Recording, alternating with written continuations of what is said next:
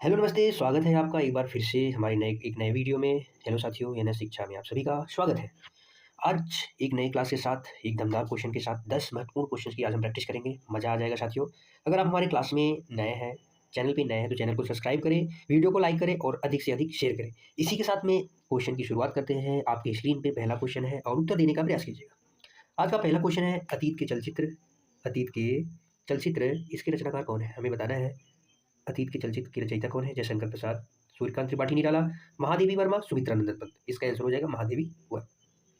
महादेवी वर्मा जी की प्रसिद्ध रचनाओं में से जैसे नीरजा, नीरजा, निहार, रश्मि, यामा। यामा इनकी बहुत प्रसिद्ध रचना है। नीरजा, यामा, निहार, रश्मि आदि रचना इनकी फेमस है। जयशंकर प्रसाद जी की रचनाओं में जैसे आता है अजाशत्रु, अजाशत्रु, अजाशत्रु, अजाशत्रु के बाद एक घूट, एक घूट, एकांकी है, एक घूट, एक घूट। उसके बाद आता है स्कंदगुप्त, चंद्रगुप्त, जो फेमस है कामायनी, झरना, आंसू इत्यादि रचनाएं आती है। ठीक है साथी, याद रखेंगे। अगला क्वेश्चन आपकी स्क्रीन पे, क्वेश्चन नंबर 2।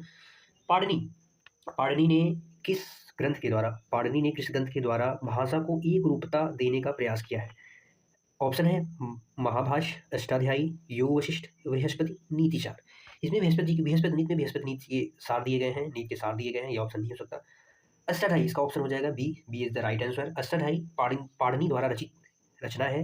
ये संस्कृत भाषा का एक व्याकरणिक ग्रंथ है। अष्टाध्यायी एक व्याकरणिक, संस्कृत भाषा का व्याकरणिक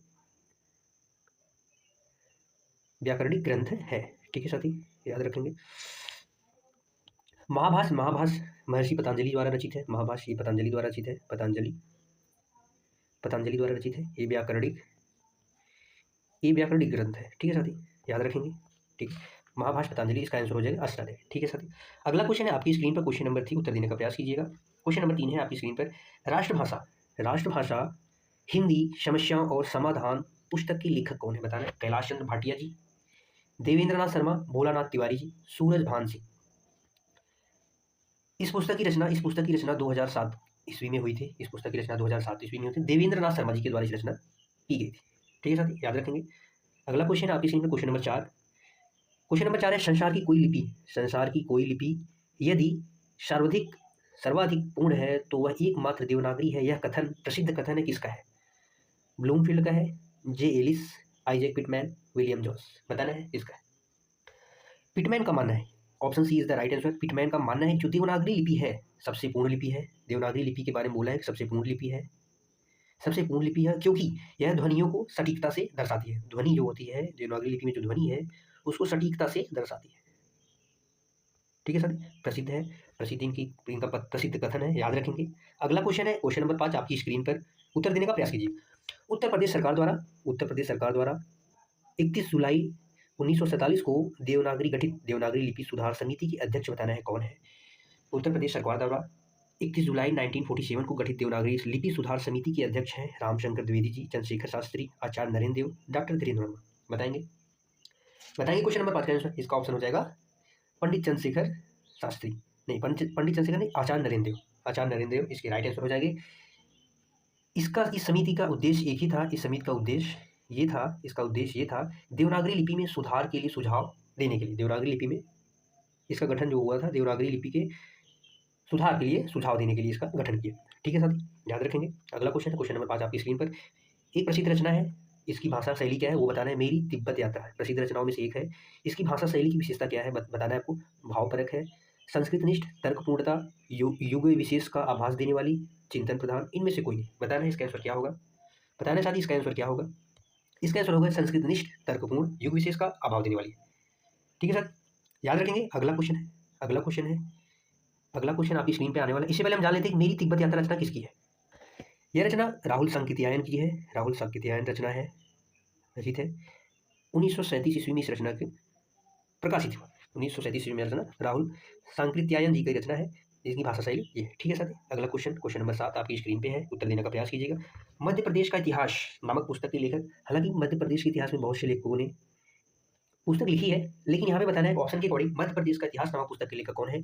हीरालाल शुक्ल, हीरालाल शास्त्री, राय बहादुर हीरालाल काव्योपाध्याय। बताना है आपको। इसका आंसर हो जाएगा राय बहादुर हीरालाल। राय बहादुर की इन्हें उपाधि दी गई 1910 में। 1910 में इन्हें राय बहादुर की उपाधि, राय बहादुर राय बहादुर की इन्हें उपाधि दी गई थी। ठीक है साथी, याद रखेंगे। इन्होंने 10,000 संस्कृत और प्राकृत पांडुलिपियों की खोज की थी। राय बहादुर हीरालाल जी ने 10,000 पांडुलिपि संस्कृत की और प्राकृतिक की खोज की। इन्हें ये राय बहादुर की उपाधि दी गई थी। ठीक है साथी, याद रखेंगे। 1910 में राय बहादुर, हालांकि एक प्रचलित है उनमें डॉक्टर अजय कुमार यादव, और डॉक्टर अजय कुमार यादव ने भी ये पुस्तक लिखी है, लेकिन ज़्यादा इन्हें। अगला क्वेश्चन है, क्वेश्चन नंबर 8 आपकी स्क्रीन पर है। छत्तीसगढ़ का पाणिनि, जो व्याकरण के ज्ञाता होते हैं उन्हें पाणिनि कहा जाता है। हमें बताना है छत्तीसगढ़ के पाणिनि किसे कहा जाता है, किसे कहा गया है। विनय कुमार पाठक, हीरालाल काव्योपाध्याय, राघवेंद्र दुबे, विवेक तिवारी। बताएंगे ऑप्शन, इसका आंसर हो जाएगा option number B, Hiralal Kavyopadhyay. Chhattisgarh के प्रथम व्याकरण एवं लेखक के रूप में प्रसिद्ध है ये, छत्तीसगढ़ के पाणिनि के रूप में प्रसिद्ध है। ठीक है, ठीक है साथी, याद रखेंगे। अगला क्वेश्चन है, क्वेश्चन नंबर 9 आपकी स्क्रीन पर, उत्तर देने का प्रयास कीजिएगा। हिंदी में हिंदी साहित्य का सबसे पहले, हिंदी में हिंदी साहित्य का इतिहास सबसे पहले किसने लिखा? ग्रियर्सर जी ने, शिव सिंह सिंगर, गारसाद तासी, रामचंद्र शुक्ल, आचार्य रामचंद्र शुक्ल जी। हम जानते हैं सबसे पहला प्रयास गारसाद तासी ने किया था, और जो सबसे प्रसिद्ध और सबसे वस्तुनिष्ठ तरीके से माना जाता है, जो सबसे प्रचलित सर्वश्रेष्ठ माना जाता है, वो रामचंद्र शुक्ल जी का इतिहास है, आचार्य रामचंद्र शुक्ल का। इसका ऑप्शन हो जाएगा शिव सिंह सरोज, शिव सिंह सिंगर का है, शिव सिंह सरोज लिखा था, शिव सिंह सरोज। ठीक है साथी, याद रखेंगे, जो हिंदी साहित्य का प्रथम ऐतिहासिक ग्रंथ। अगला क्वेश्चन है आपकी स्क्रीन पर, क्वेश्चन नंबर 10, आज का आखिरी क्वेश्चन और अंतिम क्वेश्चन है, उत्तर देने का प्रयास कीजिए। हिंदी साहित्य के आरंभिक काल, जो काल विभाजन है, आरंभिक काल है, उसको सिद्ध सामंत काल किसने कहा था? बताएंगे, राम कुमार वर्मा जी, राहुल सांकृत्यायन, गणपति चंद्रगुप्त, मिश्रबंधु। मिश्रबंधुओं ने आरंभिक काल को प्रारंभिक काल कहा, प्रारंभिक प्रारंभिक काल कहा है। जॉर्ज ग्रियर्सन ने चारण काल कहा, जॉर्ज ग्रियर्सन ने भी कहा है चारण काल, जॉर्ज ग्रियर्सन ने चारण काल कहा है।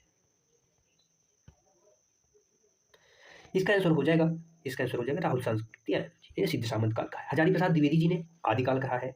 आचार्य रामचंद्र शुक्ल जी ने वीर गाथा काल, वीर गाथा काल, आचार्य रामचंद्र शुक्ल जी। ठीक है साथी, याद रखेंगे। आज के लिए बस इतना ही साथी, मिलेंगे अगले वीडियो में, तब तक के लिए आप ये वीडियो को देखिए और ज़्यादा से ज़्यादा लाइक करें, शेयर करें। हर एक एग्जाम्स के लिए इंपॉर्टेंट होने वाली क्लास यानी शिक्षा में आप सभी का स्वागत है। आप क्लास को देखें और अपने कमेंट में अपना जवाब दें, क्लास कैसी लगी।